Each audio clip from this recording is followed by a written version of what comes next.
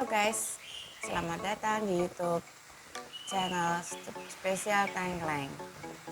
Di channel ini saya akan membahas tentang cara memasak, cara packing, cara berkebun, juga kursus memasak dengan tips dan triksnya yang sangat sederhana yang bisa diterapkan atau dipakai untuk ibu-ibu atau adik-adik pelajar yang suka memasak atau berkebun yang sangat sederhana.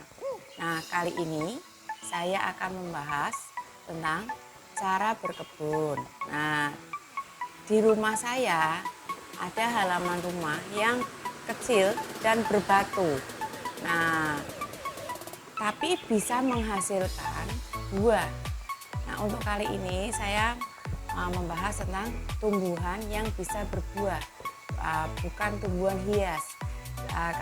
Tumbuhan hias untuk konten berikutnya. Itu sekarang untuk yang berbuah dulu. Di halaman saya itu sudah ada buah jambu kristal, belimbing dewi. Semuanya itu saya tanam dengan cara manual. Nah, tapi bisa berbuah lebat. Nah, untuk 3 bulan yang lalu itu semua berbuah, dari mangga, terus belimbing,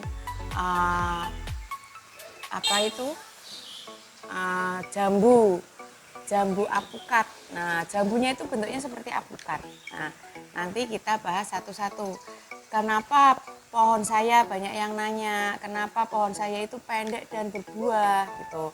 Itu ada trik-triknya yang sangat sederhana yang bisa diterapkan ibu-ibu rumah tangga yang paribasan itu tidak pernah membaca buku-buku tentang pertanian karena tidak sempat atau karena memang banyak kerjaan lainnya gitu kan.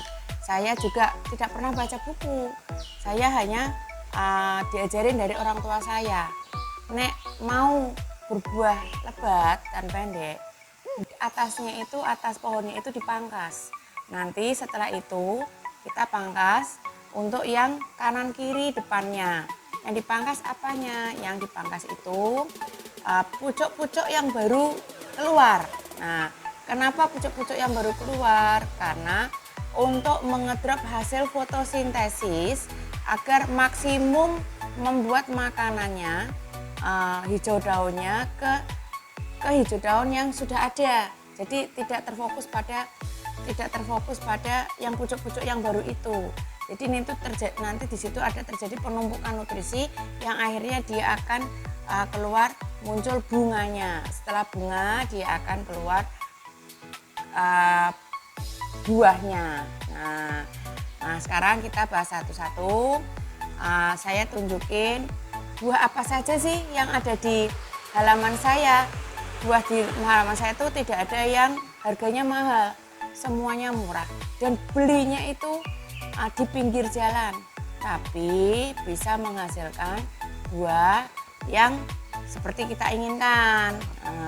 Tergantung dari perawatannya, dan perawatannya itu sangat simpel, hanya disiram sama pakai pupuk kandang aja. Pupuk kandang juga saya belinya di tetangga. Nah, 1.000 perak satu plastik. Nah, satu plastik tenteng itu ya. Saya punya pohon mangga ada 2. Satu mangga cokonan, itu saya beli di pinggir jalan daerah Terban Batang. Waktu itu saya jalan-jalan dengan anak saya ke situ, terus lihat ada nursery banyak, saya tertarik dengan mangga cokonan. Itu harganya sekitar 20.000 satu bibitnya. Nah, si pemilik nursery-nya itu cerita, ini mangga cokonan dengan sistem okulasi bisa berbuah cepat Bu gitu. Akhirnya saya tertarik, dari harga sekitar 50 apa 40, saya tawar 20 dikasih. Saya tanam di sini. Ternyata memang setelah 4 bulan dia berbunga dan keluar buahnya. Nah, ayo kita lihat satu-satu. Terus yang kedua ada mangga musaking. Terus ada durian musaking. Terus ada mangga Miyazaki. Semua itu saya beli bukan cangkokan, okulasi. Jadi harganya lebih murah dan cepat berbuah, gitu kan. Nah, sistem okulasi itu jadi bahan pokoknya berasal dari batang pokoknya berasal dari batang pokok pohon lainnya, mangga lainnya. Terus ditempel, diokulasi dengan entres. Entres itu ranting yang kira-kira berproduktif ditempel dengan pohon mangga itu. Nah, biasanya bonggolnya lebih besar. Yang kedua, ada jambu kristal yang masih berbuah lebat. Ada blimbing dewi yang juga berbuah lebat. Ada mangga red ivory. Nah, red ivory itu mangganya unik, warnanya pink nanti kalau sudah matang. Terus ada mangga red ivory, terus ada jambu apukat. Nah, ini teman-teman, mangga cokonan. Saya beli waktu itu cuma segini. Nah, pada waktu sekitar 2 tahun yang lalu. Nah, dia waktu saya tanam di bawah, dia 4 bulan sudah berbuah. Nah, sudah berbunga. Jadi buah cuma 1, tapi besar sekali karena cuma 1, mungkin buahnya jadi besar. Nah, ini mangganya matangnya itu kuning, bukan merah atau jingga. Warnanya itu kuning. Kuning seperti mangga nanas, tapi manis sekali dan berserat. Nah, ini bisa dibeli di nursery sekitar Pekalongan, ada cokonan karena dia sistemnya genja. Nah, genja itu kan cepat berbuah. Nah, maksimum itu saya jamin 1 tahun sudah berbuah. Nah, itu tergantung dari perawatannya karena perawatannya tidak susah, hanya disirami saja. Halo teman, nah ini namanya durian musangking. Nah, konon katanya berasal dari Malaysia. Ini saya beli juga sistem okulasi. Belinya di daerah sekitar Magelang yang arah ke Solo. Waktu itu saya beli mau pulang habis jalan-jalan dari Solo mau ke Jogja.